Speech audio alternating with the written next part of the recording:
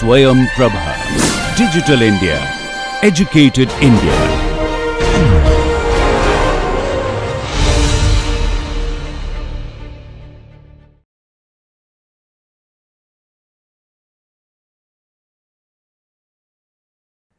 Okay. Let us look at another problem, okay, so that we can get familiar with some of these problems. Okay. Here let us say the rod AB is rotated, link AB is rotated by moving this bar or block along a slot. Okay. This slot is actually fixed to the fixed frame. Okay. So, this can move up and down whatever, and we need to find out the angular velocity of AB. Okay. Is the geometry given? Yes, at a particular location, at a particular configuration of this, let us say the quantities are given. What are the quantities? The length of AB, the length of BC and the angle at the instant of what we want to find out, let us say are given, which means the entire geometry is given. The direction of VC is fixed, as you can see here. This is the constraint. If you can identify the constraint number 1, what is that? Direction of VC is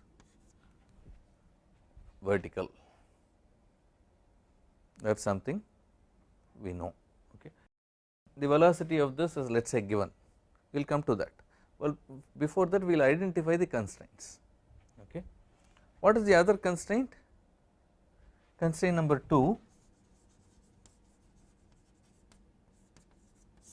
is, if you look at this point A, it is fixed to the fixed frame. So, VA equals acceleration of A equals 0, correct? That is another constraint given. Any other constraint? If you look at B, the constraint of B is such that the velocity of, so that is the next constraint, constraint 3 that connects these two bodies. Okay. What is that? Velocity of B with respect to seeing BC should be the same as the velocity of B as I see from AB. Okay. It is true with acceleration also.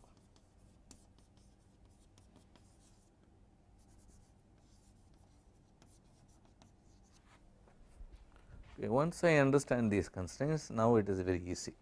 Okay. I need to find out, let us say, the angular velocity of rod AB. How will I go about? Very simple. This has an angular velocity, which means what? This particular point will be moving like this. Do you get this? This is horizontal, this will be moving vertically upward. Okay. So, let us look at BC, alright. BC is like this, this direction is given to be like this is BC, alright. What do we know about this point B? Looking at AB, it is perpendicular to the direction AB, right. So, which is this direction. What is the value of this velocity at B? What do you know about that? Very simple, we did this in the tip number 7 or 8, I do not remember. If this direction is known and this direction is the same as this direction, what will be the velocity of this? Is the same as velocity of this. So, immediately I will write VB velocity is equal to VC velocity. In fact, I can remove this because the direction was also same, VB and VC move parallelly at this configuration. Please remember that it is at that configuration that I am talking about. Okay. Now, it is very simple, VB is given to you. How do I find out omega AB? That is very simple, omega cross RAB is omega AB, okay, and problem is solved immediately because R omega times this direction is equal to Vb is equal to Vc. Is this given? The answer is yes.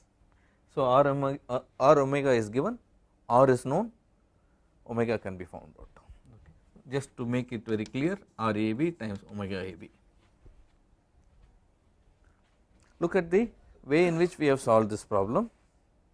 We are looking at it in a very simple way and trying to see if we can solve the problem. Okay. If the velocity is downward, I should assume a downward direction here. Notice that this is actually R omega W, R omega in the upward direction.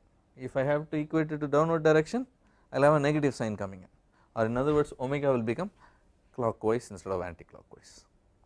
Okay. Signs will automatically match the moment I have the directions properly understood.